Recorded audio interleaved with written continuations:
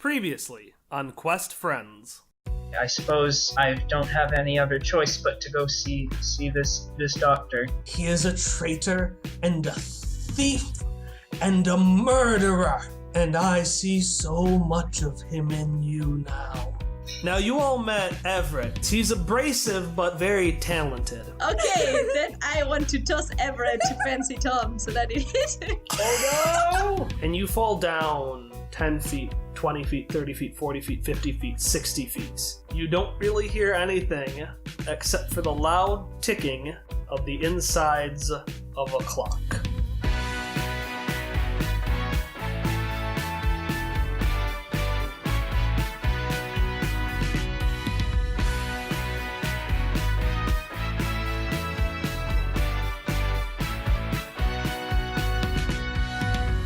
Ellie always figured she'd go out falling down a fiery pit, but today's experience wasn't quite what she expected. In those few moments after the pit opened and you fell towards your long-avoided death, Ellie, you remember the candles on your head shining brighter than they ever did before. A religious woman would call this the work of spirits. A pragmatic woman would call this the work of some random gases and chemicals getting lit by your candles and turning you into a grandma-sized fireball so hot it tore through grating and punched a hole through multiple layers of metal. You were too quickly knocked out to be either of these. And so time passes for a little bit, but after a moment you wake up and you find yourself lying on a bed of glossy metal. There's not much light, but there is a lot of sound. The air is filled with the massive churning sound of hundreds of ancient gears pushing each other forward, despite age and friction begging them to stop. And as you get up and look around, you do see Misha lying a few feet away from you, seemingly unconscious, but in kind of one of those stock T poses you see in animation, where they're just standing perfectly upright, and their arms are splayed out so they look like a T, and they're just lying on the ground like that. Ow. I'm gonna go over and kind of nudge Misha with my foot a little bit. You alive? There's no response from Misha. Ellie sighs and hoists Misha over her shoulder. And you just take a look around? Yeah. Alright, so with this android hoisted over your shoulder, you take a look around and you notice that while the platform you are standing on is still, it's connected to a series of 5 to 20 foot wide glossy cogwheels moving at multiple orientations and speeds. In fact, these clockwork components stretch as far as you can see. On and in between many of them is rough scaffolding made out of a common metal. Bridges, ladders, ropes, and even some additional wheels are made out of this substance. The only light in this place comes from harsh blue beams emanating from crevices that flow like veins to a central tower. This tower is comprised of massive cogwheels that rotate in alternating directions, and it seems almost to be beating like a massive heart. It's surreal, and nothing like what you've ever seen. But there is something that you have seen at least a couple of times, because as you're looking around, you hear a small yelp, and you turn over, and you see someone in a trench coat entirely too small for them, and with an exclamation point rising above their head, stumbling on one of these vertically rotating cogwheels before, as I said, letting out a small yelp and falling flat on his ass a few cogwheels away from you. It's Everett, right? You saw nothing. No one was here. I am like the shadows. And you see the trench coat rise up as the figure just flumps to the ground and tries to hide themselves. Everett, you're not the shadows. The voice, which is about 20 feet away, yells, I can't see you, so you can't see me. God, Everett, I can see you. Like, you're there. I can see you. The mound does not respond and instead starts shuffling a few feet away from you. I'm gonna go and grab him by his trench coat collar and stand him up. Ah! Yeah, so you walk up these rotating cogwheels like stepping stones and pick up this trench-coated figure who is, in fact, yes, Everett, man of 1,000 voices. All right, no, I'm sorry I let you die. I didn't want to let you die. I'm not dead.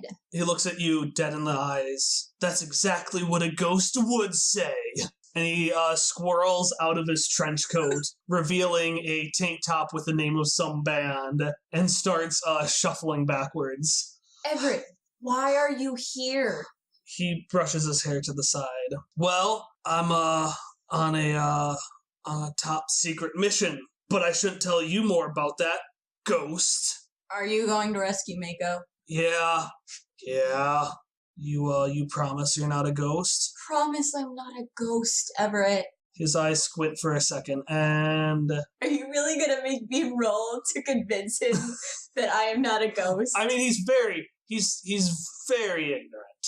Okay, I want to smack him upside the head. Not enough to, knock him out. How? Does this feel like a ghost to you, Everett? No. Can we go now? Okay.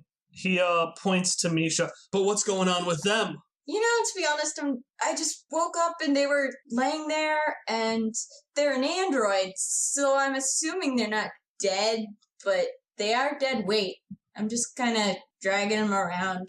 So he walks around and he starts examining Misha from who's hanging over your shoulder, and he says, well, I mean, with my band, my third one, not the second or fourth or first one, I saw this a couple of times.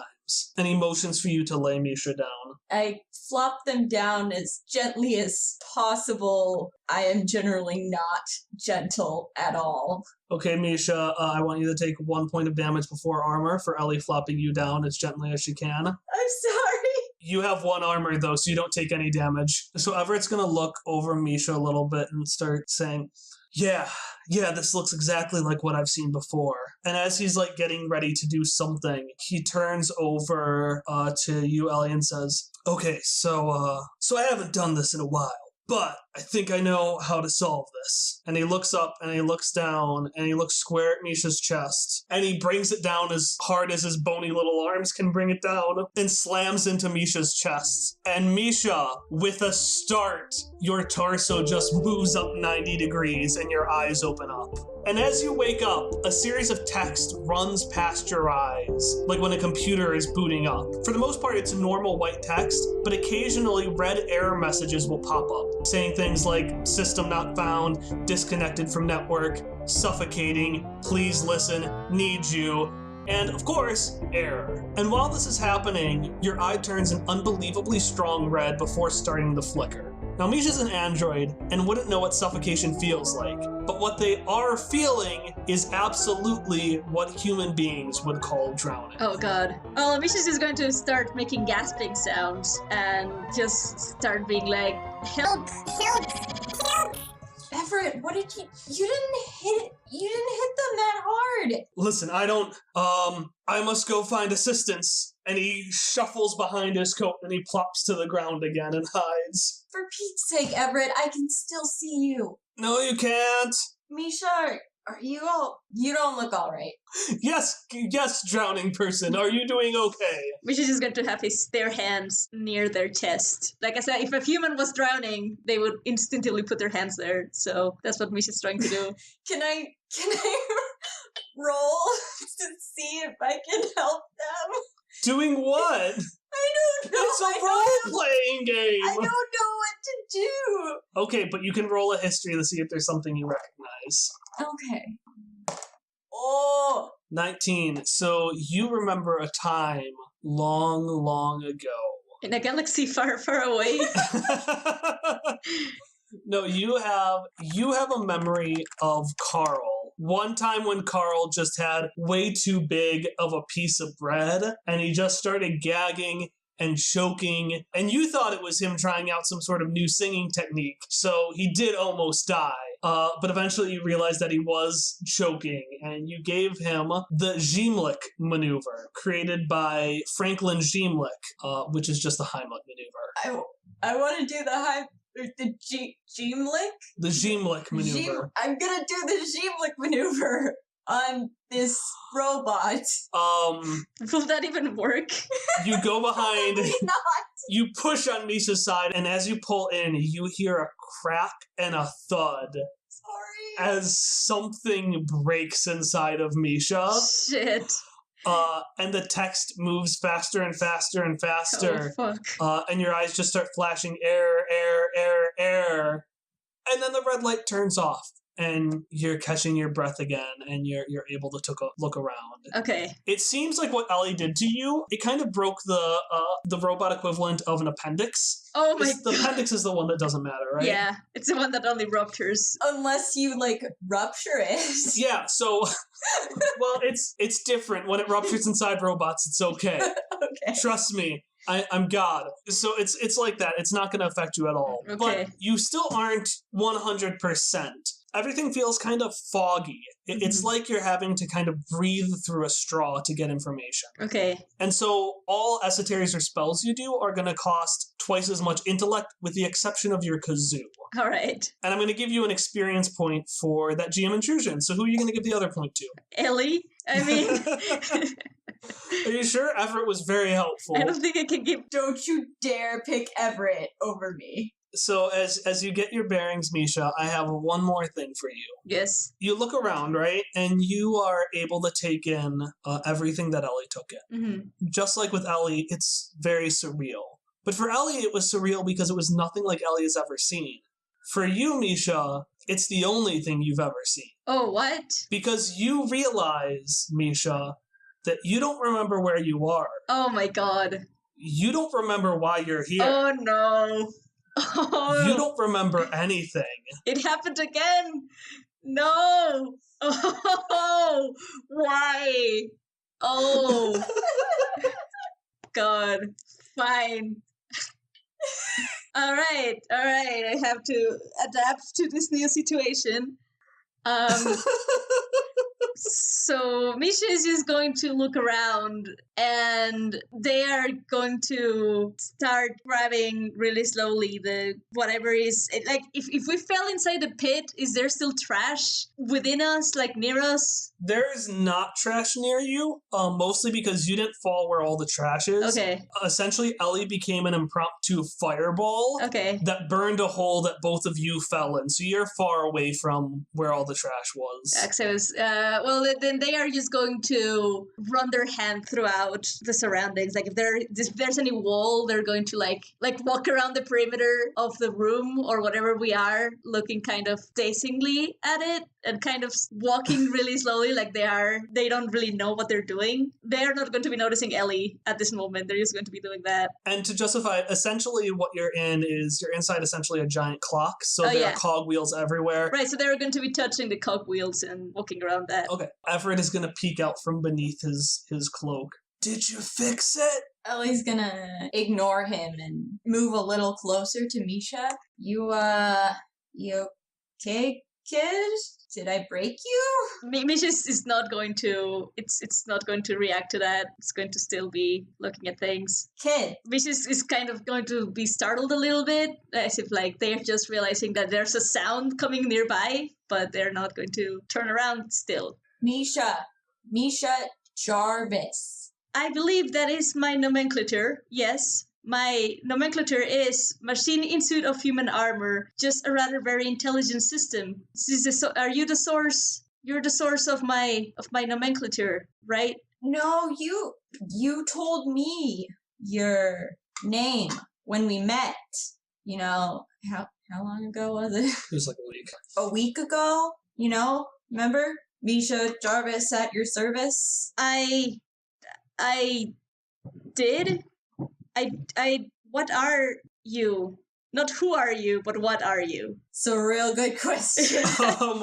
Misha, instinctively, your scan ability pops up. Okay. And it starts to draw a line around Elee and starts to pull information. And you get the name Elee B. But then after that, the text starts to crackle a little bit. And when it says, starts to be like attributes, alignments, species, it all kind of becomes jarbled text. Okay. With the exception of alignment, which is question mark, which is absolutely correct. Okay. But everything else becomes jarbled text before the scan starts to peter out and disappear. So Misha is going to look at Elee and be like, You are an Elib. Nice to meet you, Elib. Elib, do you know what this place is?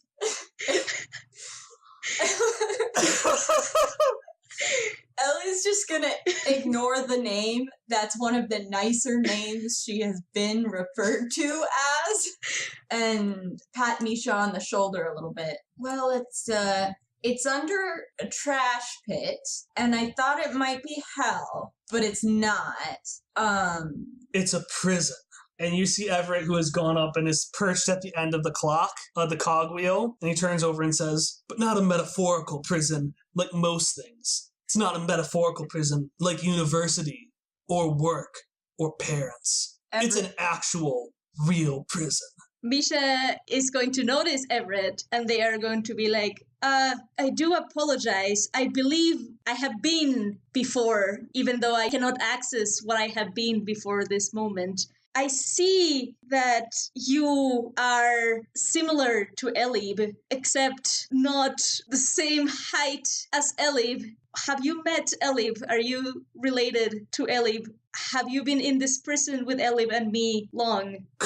I'm an individual. Everett. Salutations, an individual. My name is Machine in Suit of Human Armor. Just surrender your intelligence system. Ari, you're so wonderful. And he looks at Ellie like, what the fuck is going on? What the fuck? Ellie looks back with the same sort of look, in addition to kind of a reprimanding, I don't know either. Misha. That is the name I seem to recognize myself as. Great start. We're in a bit of a time crunch. Time crunches? I did not know. I thought time was linear, but could not crunch. It seems an innate thing I know. So, we are in a rush. This place is a rush. Ellie really thought that she was choosing her words very carefully, but realizes that she is not, apparently. We're gonna go get a man out of his jail cell of a literal prison, and Everett is going to tell us where to go. Aren't you, Everett? He looks at you, looks at Misha, flashes back to when Misha was fully there and threw him into a lake. And with fear in his soul just says, yep, that's what I'm gonna do. But I'm not doing it for you, alright? I'm doing it for my partner. I want to datasphere search what a man is. A miserable pile of secrets! Okay, yeah, you can scan it. It'll cost you twice as much. All right. What words are you googling? Man in prison cell. No, actually just man. What is man? Yeah, you get a couple of things. You get like a treatise on what it means to be a man. You get something from billions and from a billion years ago. You get some like forum posts talking about what it's like to be a real man. Perfect. And colored pills or something like that. Do I get results in the song Be a Man from Mulan? Yes, you absolutely, because Be a Man survives every world. A variation of that song exists, and it somehow keeps getting better every time. Perfect, as it should be. But the last thing you get is you do get, because sometimes you type in the Google, they'll show you like an image or two. You get a couple of figures of essentially what human beings look like, covering the whole gender spectrum. Sounds great. It is still a bit crackly, and the images are grainy. You know how sometimes you click on Google Images and it shows like the picture before it's completely buffered in? Yeah. Yeah, that's what it looks like. So you still get a pretty good idea. It's just not crystal clear like it normally is. All I picture is like Doki Doki images post second act with like glitches at random times. If you like Quest Friends, you'll love Doki Doki Literature Club. Don't tell them that. I did a thumbs up, but my webcam is not on, so it doesn't matter. Also, it's a podcast. That too. So if you don't have anything else to do, Everett is going to call you over. Okay. He's leaning on the edge of the cogwheel looking down and pointing at something, but then he looks distressed because the cogwheel is maintaining to rotate, so his finger keeps pointing in a different direction. So then he runs back in the center and points at it again and starts rotating. Oh my god. And then eventually he sighs and runs to the other side of the cogwheel and just waits until the moment when it lines up with what he wants to point at. And he points down and says, "It's there." I'm having flashbacks to Nancy Drew puzzles right now. And what you see is a short distance diagonally below you, so kind of in front, kind of down, is a 40-foot wide cogwheel that's very different from the rest. So the restaurant are big, honking, 5 to 10 feet thick, glassy metal, but this one seems disconnected from the other wheels, instead propped up by an axle in its center. And instead of pointing outwards, its gears point inward, rotating a series of much smaller vertical wheels beneath it. These cogwheels have their centers filled with a glassy substance, and they all have names written, I would say on their top, really kind of just all over them because they do rotate, but you're far enough away that you can't really read them. The whole structure of this massive cogwheel is comprised out of a graded walkway material, complete with hand railings. It's segmented in the middle by an actual walkway that extends to that center axle that's holding the whole structure up. Presumably, that axle is how you also get down to a platform connected to the smaller wheels.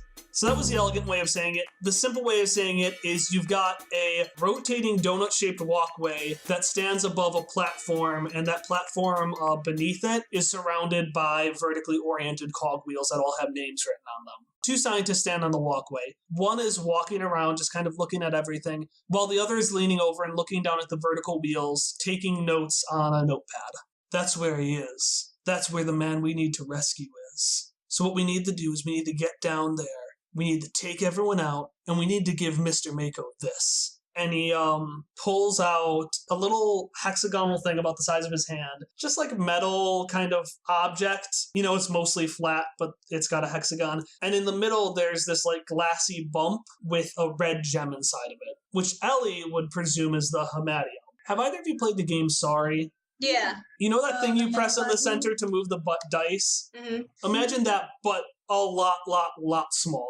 And he kind of pulls down and says, "And we got to get this to Mr. Mako." And then he tries to put on a cool smirk. It doesn't work. We raise hell. That's nice. And he goes to fist bump Elee, who he remembers mentioned hell earlier. Ellie's gonna be a little further away and then clench her fist and let the claws come out. Ah! Don't tell me about raising hell. I was also given a couple of other supplies that I thought might be helpful. I got out of the bag. And he reaches into his pockets, and he pulls out 2 things. And I want each of you to roll a d12. Oh, alright. That's shaking things up from the beginning. Where is a d12? I think this is a d20. Hang on. I have a d12 somewhere in my life. Oh, I found it! I got 5! Emily rolled a 2 and you rolled a 5, so I'm going to reference my random cipher sheet. Oh! Yay! I'm gonna have 2 ciphers. He gives Elee, you get a sphere on a string that extends up to 60 feet and then returns to the user. The sphere is very sticky. And Misha, you get a wheel that won't stop spinning regardless of how much pressure is applied to it. Oh, Misha's just going to stare at that thing. Alright, that's the session. We're done. Misha sits here for eternity. And you noted what you got, Elee? Yes. Okay. I got a sticky yo-yo. Okay, so what are you going to do? Ellie's gonna take charge because right now she's not got a lot of faith in Misha's planning ability. Misha's just walking around, still touching the walls of the cogs or whatever we are. I don't know what you guys are talking about. Misha doesn't know the past, so they can only think of the future. Misha doesn't know what scientists are or prisons, does not know who we're looking for. Misha is just really interested on that highly spinning wheel and the magical property that it possesses. How long has it been doing that exactly? Elee, you are in charge. You are Great. the woman with plan. But I don't have a plan yet. See, the thing is, Elee is not a woman of plans. She is a woman of action. So, they're below us, right? Yeah, kind of diagonally below you. So, like, if you want to put feet to it, maybe 15 feet forward and then, like, 25 feet down. So, how high would I have to roll to make a jump? try it. You could try it. You could try it. You can try everything, as the Zootopia song would say. It's true, though, you can. I want to roll. Follow me! Okay, Ellie's gonna go make a jump. And I want to spend a point of effort. Spend a point of effort. All right, that's gonna be. I'm gonna say that's might effort because you're jumping. Okay, yeah. All right, roll. Pray to the gods, sorry. Pray to Kyle. Oh, Did my praying work? let it happen, Kyle. Let it happen. Ladies and gentlemen, that would be a natural 20 on the court. And with a natural 20, Yes! Ellie jumps to take a dunk. How you get like a major benefit. So what happens? Okay, Ellie is like half metal, like a ball bearing, right? Yeah. Small, compact, heavy. I keep it like a wrecking ball. She's gonna come in like a wrecking ball. Why? And how are you going to wrecking ball this platform? I want to cannonball it and try to make sort of a shockwave to knock them down. Knock what down? Aren't there two scientists? Yeah. Yeah, I want to knock them down. Yeah, you slam on the ground, and the one that's walking trips on their feet and kind of stumbles over and falls and is gripping onto the railway and yells, Brad, I've fallen! Help me! And the one that's been leaning over turns over and he screams, Chad! No! And he runs over to pick up Chad. And so you're pretty cocky right now. You're pretty confident, right? And you notice this guy, instead of going to pick up Chad, you notice Brad reach up to his hand where he has one of the time tattoos. And you see him rotate it. And as he does, the platform that you are on starts to tilt upwards, which for you, since you're on the opposite side, means you're tilting downwards, giving Chad enough time to clamber up onto the platform before Brad, the other scientist, rotates that clock again to level the platform. So he's rotating the actual marking on his hand. The actual marking on his hand is being rotated. Okay. Because if you remember, it kind of looked like an indentation. So You said you wanted to raise hell. you hear Everett yell, yeah, I'm not so sure about that anymore. I should watch Misha. That seems like a good plan. And then he remembers Misha throwing him over the water and says, actually, no, I think I'll come down by you. That seems like a better idea. And we're going to move away from Ellie towards Everett and Misha. And Everett's going to look over to you and kind of like, look in a kind of like, you're coming fashion. Oh, yes, an individual. I am coming. Are you two just going to jump off? Yeah, Misha is. Okay, give me a roll for jumping. Jumping! I had a 6. I didn't put effort or anything. So Everett is going to jump, and he's going to land on the platform unsteady. And Misha, you're going to jump, but this is the first time in your whole life you've jumped. I mean, Misha's just going to, like, I guess just walk, like, not even jumping, but just, like, keep walking and then fall. Yeah, you walk, and you just hear... as Misha just sees the platform and just keeps falling. And what's going to happen next, I'm not going to be a GM intrusion because it's technically also saving you from certain death. Good.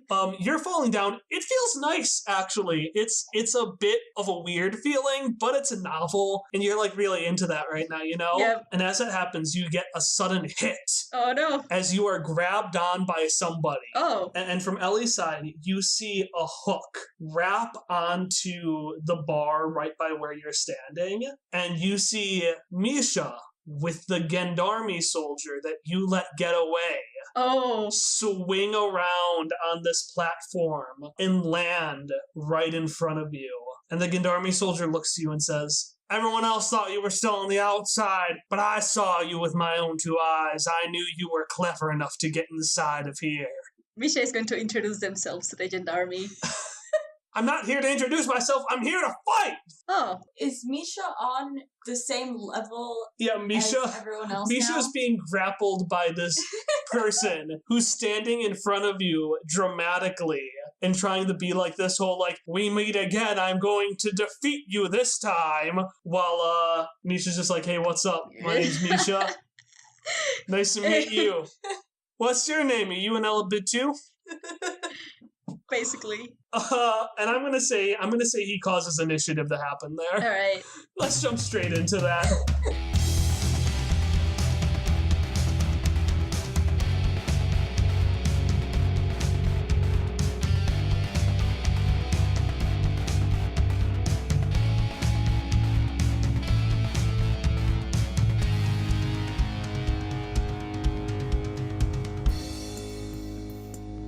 Welcome to the announcement break of episode 13 of Quest Friends. My name is Kyle, your illustrious GM, and today I'm going to take you through a journey of announcements. On your left, you can see that our first announcement is that our intro and outro music is called Friends and Hitoshio. Both songs are made by Miracle of Sound, who is an amazing artist that you should absolutely check out. We also use a lot of other sound effects and music from talented sound designers and musicians, and you can find all of those in the description. On our right, you'll see this week's call to action. This one's fairly simple. Follow us on Twitter at quest_friends. That is quest_and_friends. If it doesn't have our logo, it's not us. We don't just put fun stuff on our Twitter, we also put announcements for special events that we're doing, such as an upcoming live stream of The Strange that Kyle will be running. That is all of our announcements for this week. The next episode will be the finale of Chapter 2, The Clockwork City. It is estimated to be out on Monday, April 30th, but because it is the finale, it might be a bit late. Regardless of when it comes out, we will see you at that time.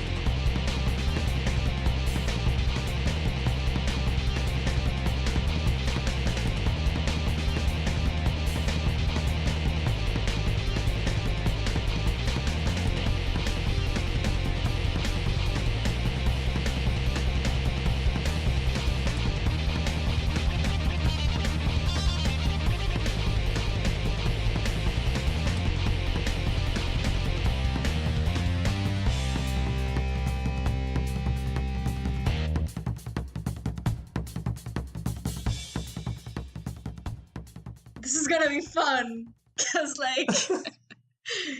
it's gonna be an unusual combat, that's for sure. Ellie has 16. I got a 19. I have a 14. Oh, God. Okay, so I go... Alright, Misha, you are starting in combat, whatever the hell that is. Well, I guess my first action will be to look... Well, I don't know, because I already used my looking into the data sphere. Can I look again to see what is fighting?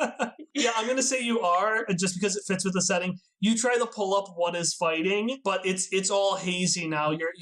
It feels like the data sphere is being blocked out, and you're unable to draw from it. Okay. Misha, what weapons do you have? I have Hopper's arm thing. For this turn, I am going to have Misha put on the arm blades. And still kind of figuring out what is going on, but then as they put the arm blades, they're going to look at them, kind of like realizing something. Alright, Ellie, what are you gonna do? What are Brad and Chad up to right now? They were in an embrace, because they were just thankful that the other was safe, Aww. but now they've turned over and they've noticed you. So I want to turn to Brad and Chad and just lean in a little bit, put my finger up to my lips and say, shh. Chad puts his head against Brad's chest.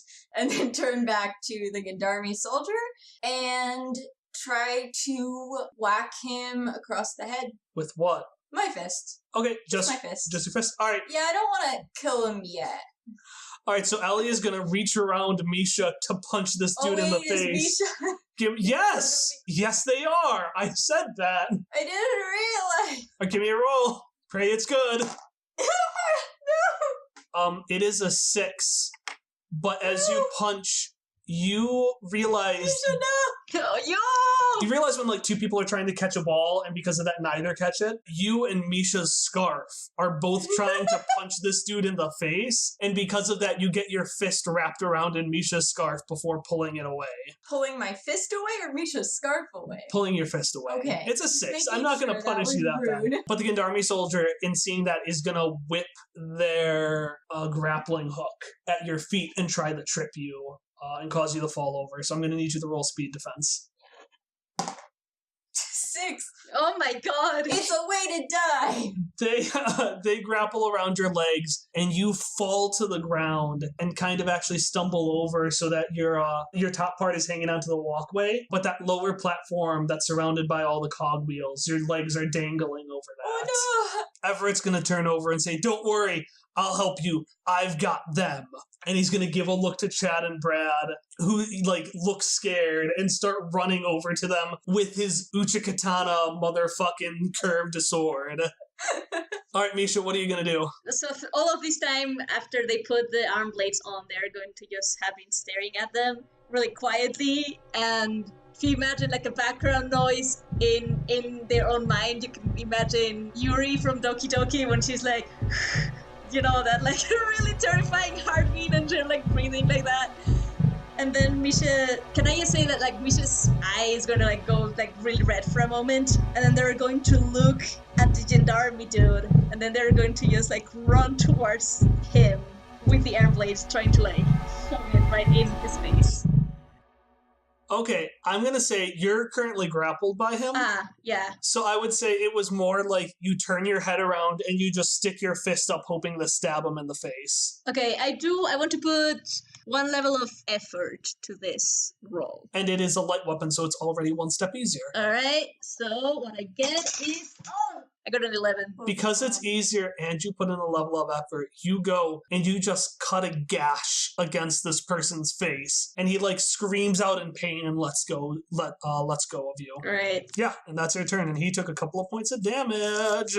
You cut him in the face. Cut him in the face. You cut him in the face. You cut him in the face. What are you gonna do, Ellie? I would like to spare a glance at Everett, because I'm very curious as to how he's getting on. He's just running at those two dudes. He's still running? Yeah. How slow is he? He's not athletic, Emily. Yeah, but Let's keep going. Okay, sorry. So Mako, we're right by his cell, right? Potentially. You don't know Potentially? what the only cogwheel you can see beneath you is you see a wheel that says Shank's fossil on it, and it's empty. Can I roll to try to find it? Or is it just not? Yeah, you look that I can around. roll? I'm not even going to say you roll. You just look around and you do see, and you get a better view of these cogwheels. And in one of them, you see something that does say Mako. And it's like there's this kind of glass bubble. Because you know how sometimes cogwheels are empty on the inside like donuts? There's one cogwheel and it seems to have this glass bubble in that empty donut-like space. And you see a man just laying down on the ground rotating as that wheel spins around. And it does say Mako.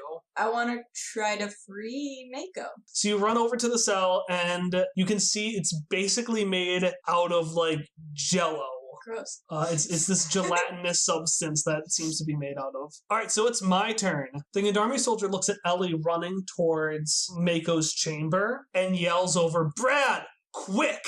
And Brad rotates around his palm, and you see one of the gelatinous substances behind you disappear. And the Gendarme soldier is going to whip his harness at you, and I need you to roll speed defense. 18! Yes. The harpoon gets stuck in the jello in front of you before he pulls it back. Meanwhile, Everett is running, screaming at Chad and Brad. You hear Chad yell out, "Brad, stay away from my husband!" And he starts to rotate his hand, and the platform you're on starts spinning faster and faster as Chad and Brad are trying to throw everybody off. So, Misha, I'm going to need you to roll defense to maintain your footing. 7. All right, so the Gendarme soldier's fine, but Misha and Everett fly backwards, and both of you grab onto the hand railing, but now you're essentially flying in the air Perfect. as this platform is spinning as fast as it can. That's fair. And Misha, it is back to you. Oh, well, I'm flailing in the air, or on the platform thing. How close is Everett? Can I try to use him to impulse myself back into the platform somehow? Give me a roll, and I will explain it, because I think I know a way I can explain it. A 1. All right.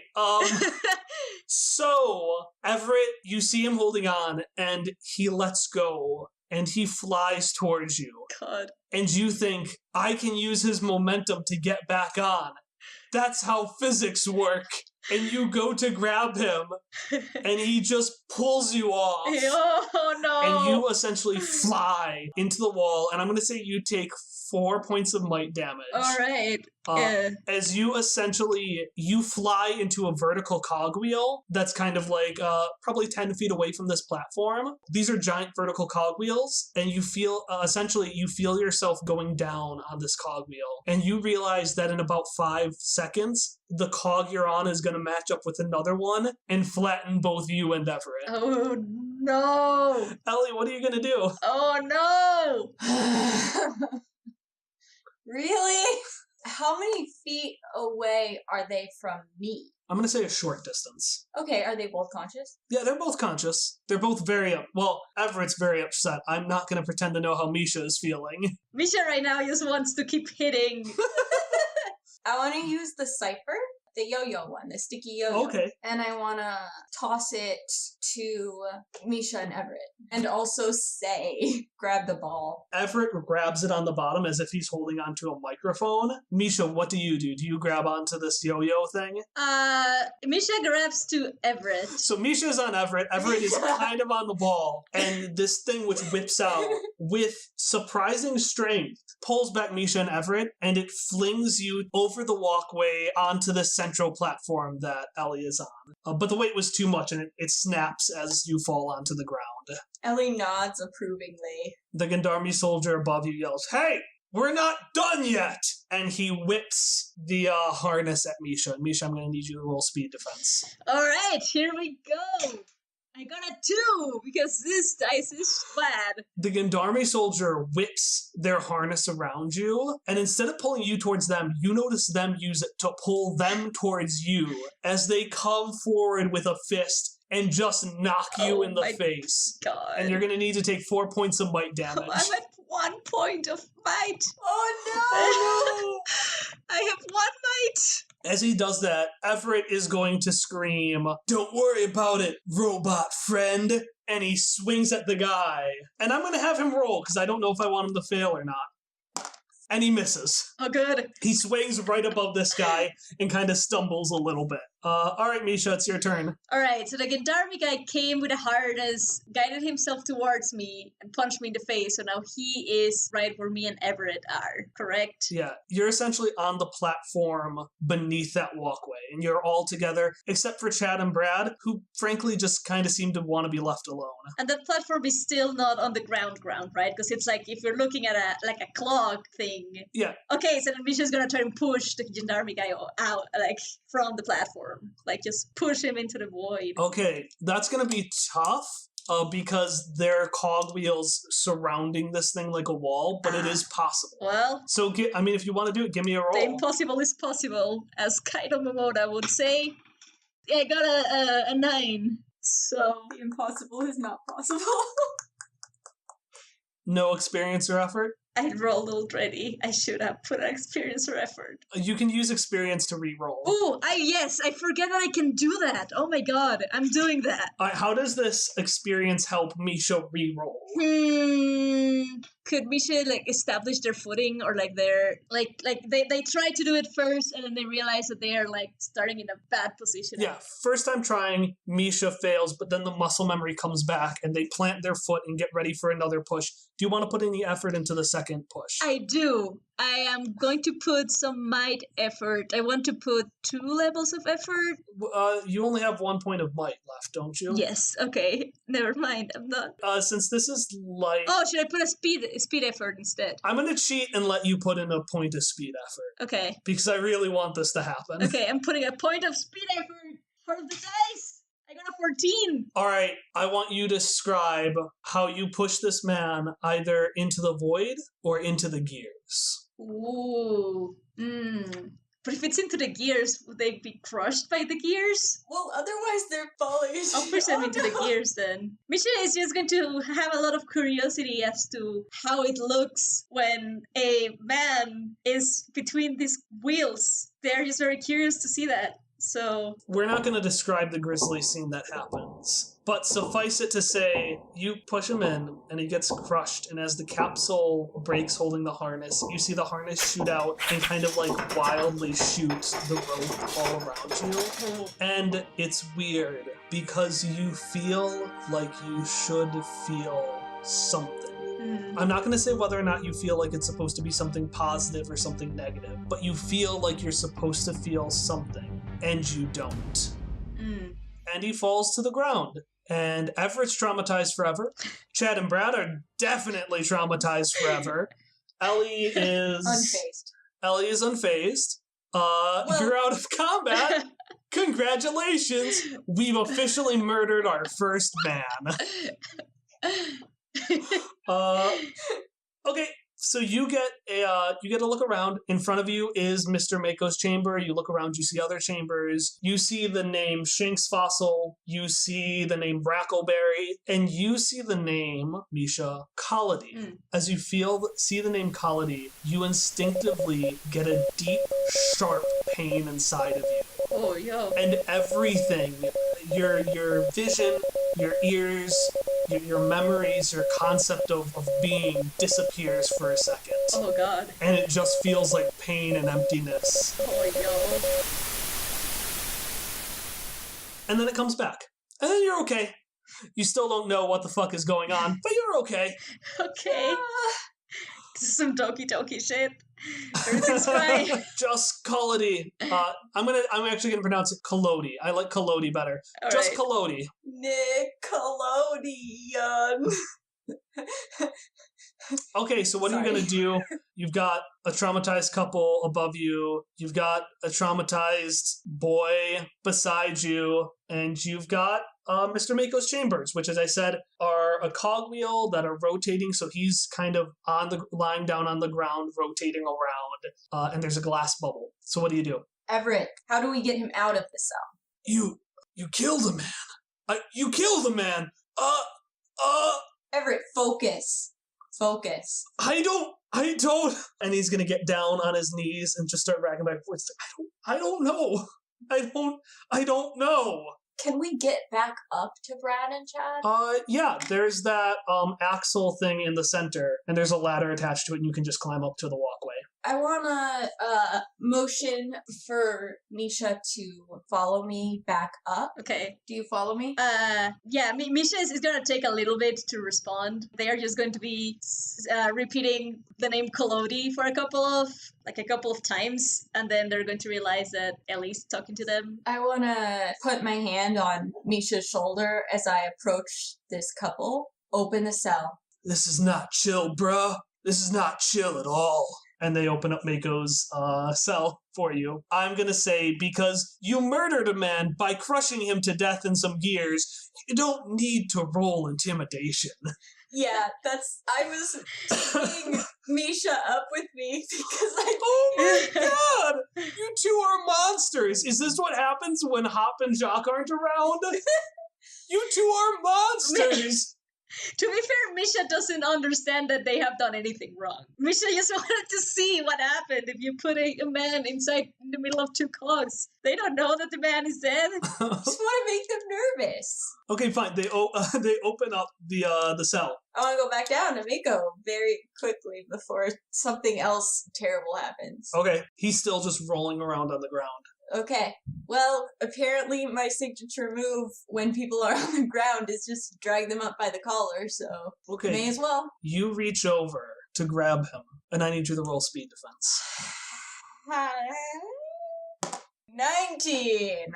Suddenly, this motionless thing goes to grab you and reaches past you and grabs Everett, who gets shocked with electricity and falls to the ground temporarily paralyzed. And suddenly he jumps up and he says, "Aha! The old pretend you're knocked unconscious and escape trick! You fell for it!"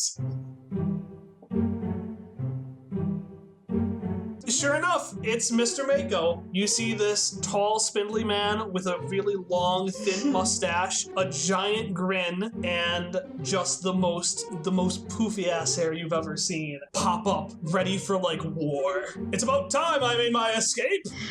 How's that escape been going before we got here? Not a word, villain. I will proceed unhindered. And he starts to walk forward, just like his arm just moving up and down in an authoritative fashion. And Everett is gonna turn over and be like, boss, wait, boss. And he's gonna stop and he'll turn over to you. It seems like I am mistaken. Can someone explain what is going on? Misha, do you want to chime in at all? Okay. I mean, Misha can chime in into what they think is going on. I'm not saying that it's... Go ahead, Misha. All right. Well, I have discovered that red light fluid stems from men when they are put between two cogs. I did not know this knowledge. Then I have seen that we have appeared to reach this location out of the rush and into the man that we are rescuing. And the man that we are rescuing has left this prison place towards a new location.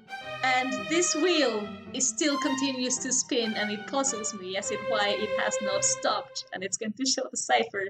Mako's going to turn over, and he's going to stare at that wheel for a moment, and he is also very fascinated by it.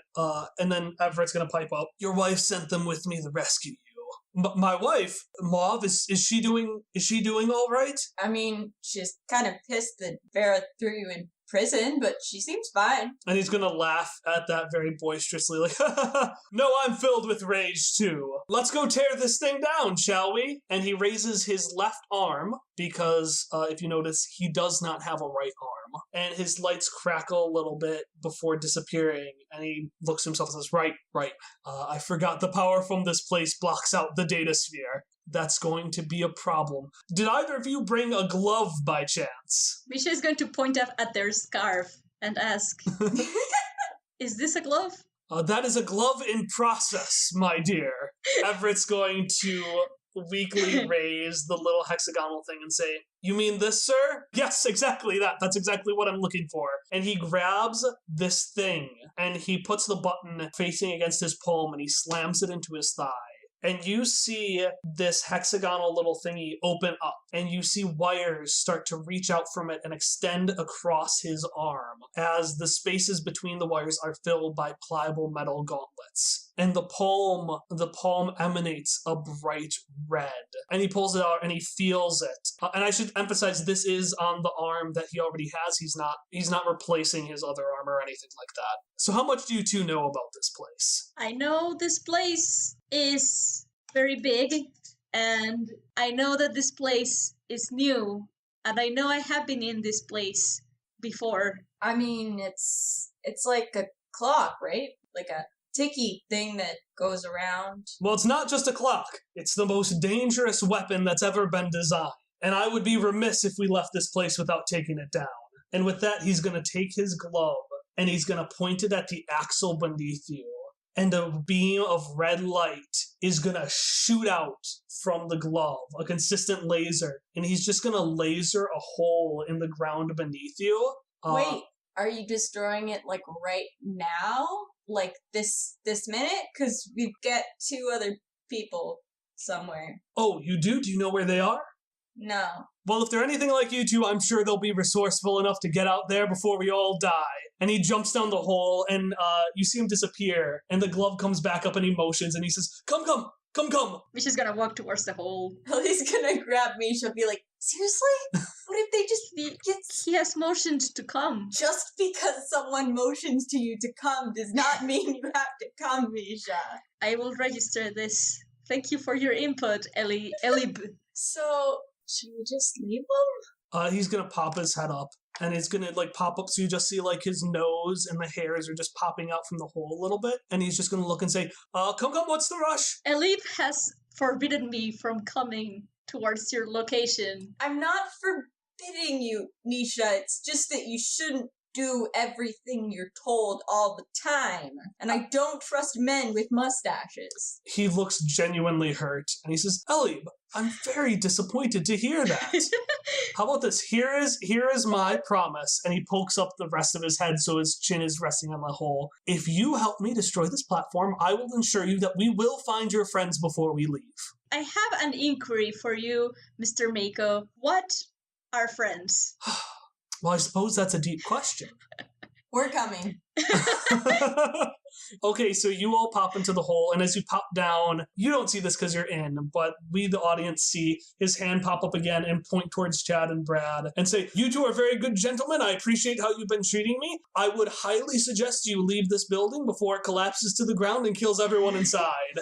And so you follow this man as you walk kind of in the underbelly of this clock. Like, you're walking on some cogwheels, but a lot of this is harnesses and platforms. And you notice you're actually following those like veins of blue light that led towards that center column. So the thing about this tower is that it provides nearly infinite energy using any sort of source. Under good hands, that would be an amazing thing. But unfortunately, it's not only in the bad hands of the queens, it's in the worst hands of the Jagged Dream. It breaks my heart to have to do this, but it's too risky to leave here, especially with the things that I know the Jagged Dream is going to do. And as you walk, you see a little like kind of manhole above you, and he's going to lift up this manhole and push it to the side and say, luckily, while this source provides infinite power, that doesn't mean the components that harness that power can maintain it. And he's going to stand on up and go into the final chamber of this episode. Are you two going to follow? Yeah. I mean, I'm pretty curious at this point. Misha? Sure. So you find yourself in that beating heart. You're inside this massive tower comprising of 10-foot cogwheels surrounding you that are rotating, alternating counterclockwise, clockwise, counterclockwise, clockwise, and stretches up as far as you can see. Beneath you is a pool of shimmering, moving blue light. It's like water and it moves like water, but you could tell that if you jumped into it, it wouldn't have that consistency. You just fall right through, assuming, that the light wouldn't kill you before you hit it. Above you is a funnel, and you see a few pieces of garbage fall from the sky above, hit this funnel, and it kind of umbrellas you so the garbage doesn't hit you on the head and just murder you in a giant mass of garbage. Thanks. In front of you is one of the walkways like the one you fought on, and at the center of it is a column. And he marches proudly towards that column. And he says, this is the center of power in Charmande. It usually runs automatically, but we can manually override it and tell it to take all of the source of energy that it needs. If we override this system, it might go at high power for a moment, but it's not going to last that long before it breaks. What happens when it goes at high power? Well, that's the fun part. I have no idea. Let's do it. Okay, so he's going to walk forward on this platform. You're going to have to wait because the platform that he walks on, that kind of walkway, rotates alongside the cogwheel it's attached to. So it's slowly rotating counterclockwise. So then it comes back for another pass, and do you both get on it? I'd like to. Yeah. Okay. As you get up there and reach him, he's looking down at his glove, looking at the console, looking at his glove, looking at the console, and he thinks, that won't do. Do either of you have any experience with machines? I am a machine. Life experience, the best kind anyone can have. Misha's life experience might currently not be very helpful or vast. It's more vast than anything any of us can have. Please, Misha, it was? Okay, I guess I'm gonna use scan on the thing and see if I can do anything with it. Yeah. Alright, I'm going to use scan on the thing. And I rolled a 1, so it's probably not going to work. You have an idea. With a 1, that's great. A dangerous idea. You think that if there was only some way you could connect your body to it, you might be able to directly speak to it. Okay. Is there some sort of cable or something that I can use to plug? There are a couple of wires over it. Okay. I'm going to go ahead and try and pick some of the wires and put it on like a USB port or whatever that machine may have. And I don't know if Misha has a USB port of some sort. You do not. You are perfectly human-like. You would have to make a port. That's what I feared. Oh. Now you see why it's a 1. I don't know if I want to, like, just do that. Can I just put the wires in my mouth? Okay, they're stimulating. They are very stimulating. And as you're doing it, Mako is looking at you bug-eyed. That's fascinating. Is it working? Misha is going to look at Mako and say with the wires in their mouth. I do not know at this point. He sighs. You see him pull the wires out of your mouth, and he says, I suppose we better just do things the old-fashioned way. And he puts his hand on the console, and it starts to shine with light as he shoots a beam of energy directly into this console. And as he does, you hear the wires around you start to rev up with more and more energy. And you see him kind of, runners when they place their hand on the ground, kind of like ready to sprint? I think so. He basically puts himself onto the ground. He almost lays onto the ground, leaning forward with his feet far behind him and his hand far in front of him. And he smiles at both of you and he says, I'll race you to the top. So, do you two remember, as children, I don't know if you, either of you had this playground thing, but there was that thing you would hold on to that was just kind of like this platform, and you would hold on to it and other kids would spin it. Yeah. As you tried to hold on. Yeah. What happened when the kids spun it faster? You fell, right? This platform starts spinning faster and faster and faster and faster and faster and faster and faster and faster and faster and faster. And pretty quickly, the strongest force playing on you isn't the force of gravity pulling you downwards. And the ground is no longer your ground. The walls are.